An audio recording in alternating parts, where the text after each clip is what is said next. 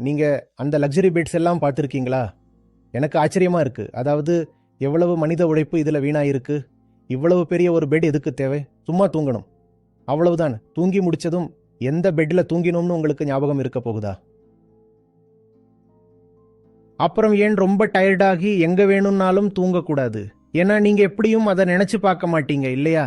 எழுந்திருச்சதும் எங்கேயோ அவசரமா ஓடணும், அதனால எங்க தூங்கினோம்னு மறுபடியும் மறந்துடுவீங்க.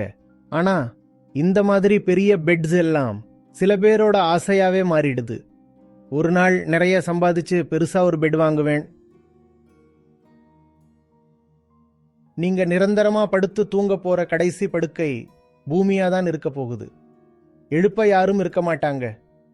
உயிரோட இருக்கிற வரைக்கும் ஏன் இந்த படுக்கையை பத்தியும் தூக்கத்தை பத்தியும் இவ்வளவு கவலைப்படணும்? எழுந்திருங்க, ஓடுங்க, வேலை செய்யுங்க, ஒரு குறிக்கோளோட இருங்க.